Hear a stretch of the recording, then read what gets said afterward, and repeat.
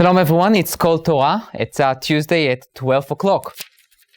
In this Parshat Miketz, we can see many different things that are going on in this Parsha that really calls for our attention.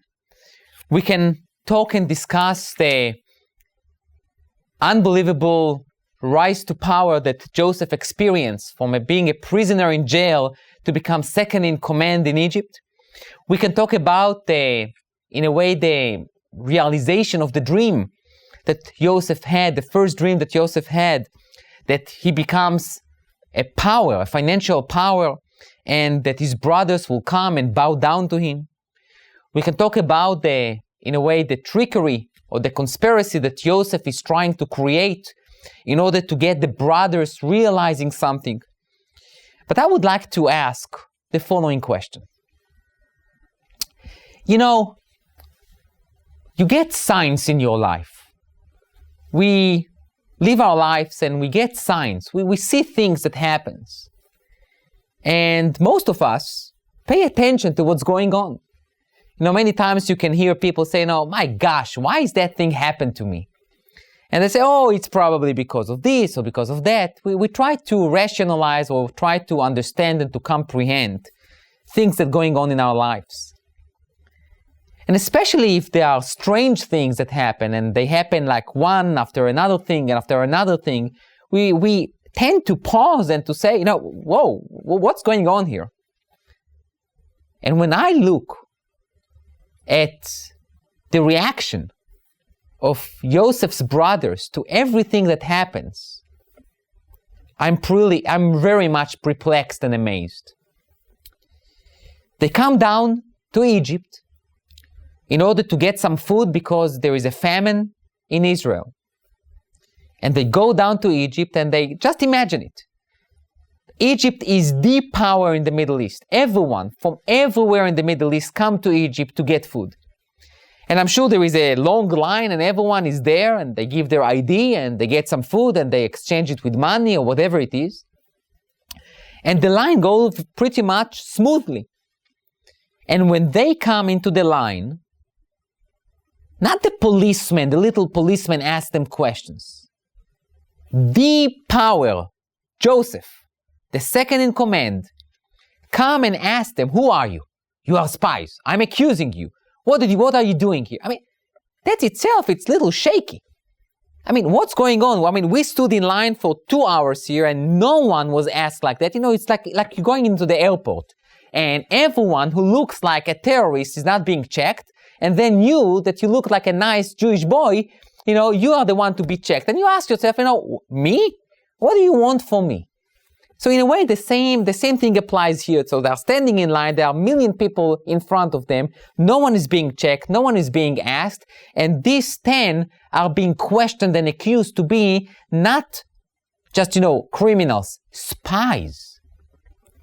So obviously there is something strange. And they are being questioned. And then this guy who is accusing them says, you know what?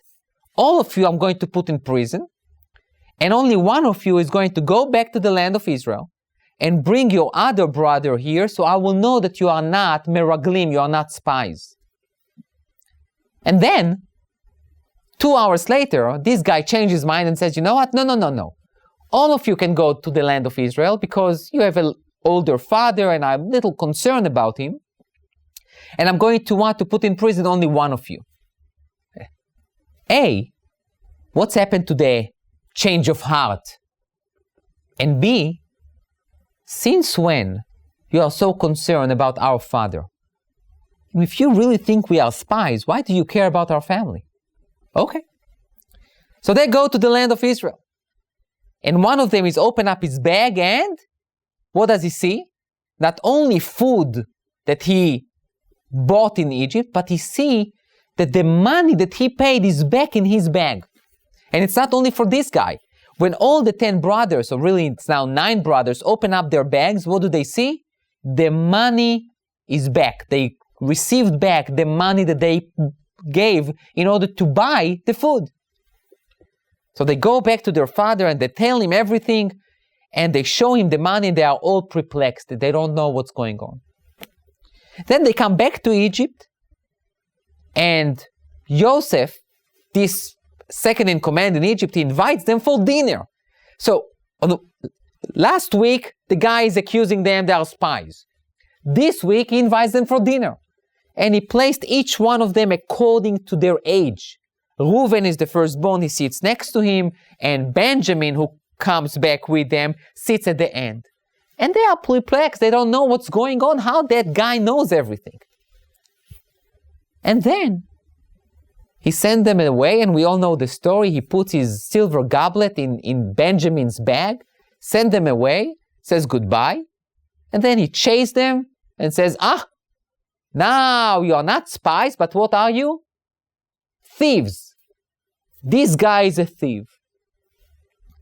Obviously, this is something strange going on here.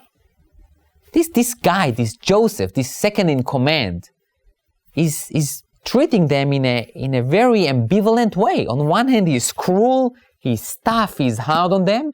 On the other hand, he treats them as royalty.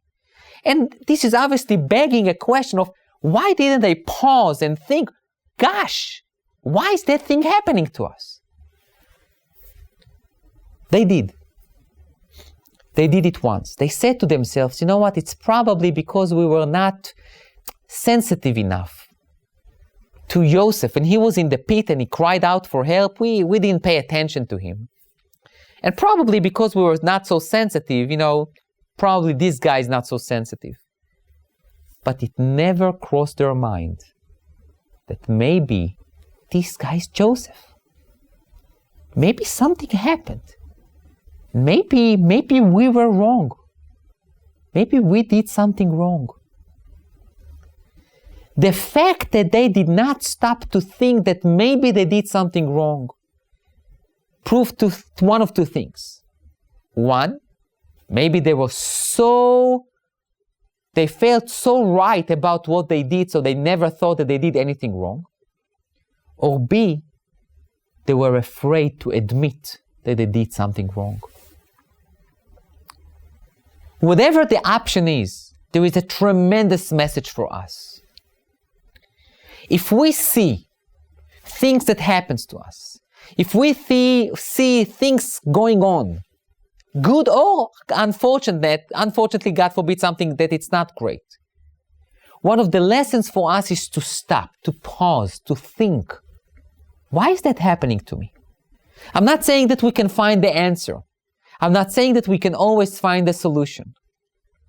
But I think it will be very helpful for us to stop, to think, to reevaluate. Even if it's not going to create or give us the solution, I think it will give us a different perspective on life. So sometimes we need to pause. We need to stop. We need to think in order to have a better life. And even if it will need to sometimes admit our faults and our deficiencies, it's okay. It's better than realize it later on when sometimes it's too late. Thank you.